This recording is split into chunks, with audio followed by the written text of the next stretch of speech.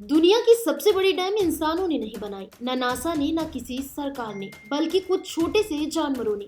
इतनी बड़ी डैम कि उसकी लंबाई हूबर डैम से भी दुगनी है। और सबसे अजीब बात, वह डैम स्पेस से दिखाई देती है। अब सवाल यह नहीं है कि यह डैम कहाँ है, सवाल यह है कि आखिर कौन बना सकता है ऐसी चीज। जवाब सुनकर आपको यकीन नहीं होगा। बीवर्स मतलब वही छोटे रोडेंट्स जो लकड़ी चबाते हैं, जो इंजीनियर नहीं होते, जो ब्लूप्रिंट नहीं बनाते, जो क्लाइमेट चेंज के बारे में नहीं सोचते। तो जब 2007 में रिसर्चर्स ने सैटेलाइट इमेज में यह विशाल स्ट्रक्चर देखा तो उन्हें लगा यह जरूर कोई मैपिंग एरर होगा, क्योंकि यह मानना मुश्किल था कि इतने छोटे जानवर पूरे लैंडस्केप को कैसे बदल सकते हैं। लेकिन यही डिस्कवरी कुछ अनकंफर्टेबल सवाल छोड़ गई। छोटे जानवर इतने बड़े इलाके को कैसे बदल सकते हैं? यह डैम स्पेस से क्यों दिख रही है? और अगर यह सच है तो हमने इसे इतने सालों तक इग्नोर क्यों किया? इन सवालों का कोई जवाब उस समय नहीं था। वैज्ञानिकों को सालों से शक था कि अगर इंसान बीच में दखल ना दे तो बीवर्स सिर्फ सरवाइव नहीं करते, वो लैंड को रिपेयर करते हैं। लेकिन यह बस एक थ्योरी थी, कोई फंडिंग नहीं, कोई लार्ज स्केल डाटा नहीं, और इसलिए यह आइडिया धीरे धीरे फाइलों में दब गया। अब कहानी पीछे जाती है। साल था 1948, जगह इदाहो, यूएस। बीवर्स वहां प्रॉब्लम बन चुके थे। खेती, रोड्स, पानी सब डिस्टर्ब हो रहा था।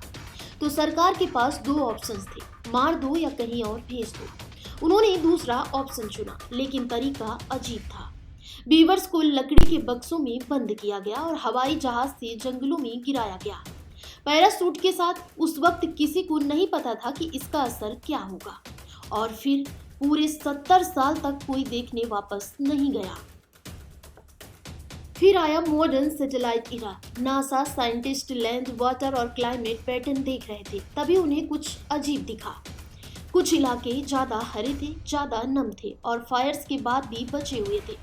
जब उन्होंने डाटा मैच किया तो एक चीज कॉमन निकली, उन इलाकों में बीवर्स मौजूद थे। यहीं से नासा ने सीरियस होना शुरू किया। नासा और इकोलॉजिस्ट ने जब स्टडी की तो नतीजे शॉकिंग थे।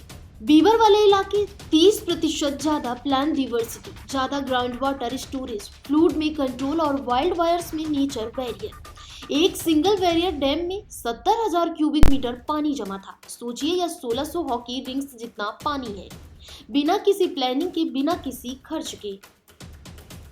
बीवर्स रिवर्स को रोकते नहीं हैं, वे उन्हें स्लो करते हैं। उनकी डैम लीक करती है जानबूझकर, पानी फैलता है, मिट्टी सोख करती है, वेटलैंड्स बनते हैं, और वेटलैंड फूड को रोकते हैं, कार्बन स्टोर करते हैं और आग को फैलने से रोकते हैं। यही काम इंसान अरबों खर्च करके करता है।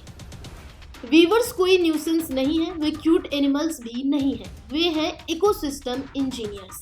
बिना प्लानिंग, बिना इंटेंशन वे वही कर रहे हैं जो क्लाइमेट एक्सपर्ट्स चाहते हैं। इसलिए आज वीवर्स को प्लेन से नहीं गिराया जाता है, उन्हें प्रोटेक्ट किया जाता है, रिलोकेट किया जाता है और केयरफुली स्टडी किया जाता है, क्योंकि कभी कभी नेचर को ठीक करने का सबसे अच्छा तरीका उसे काम करने देना होता है।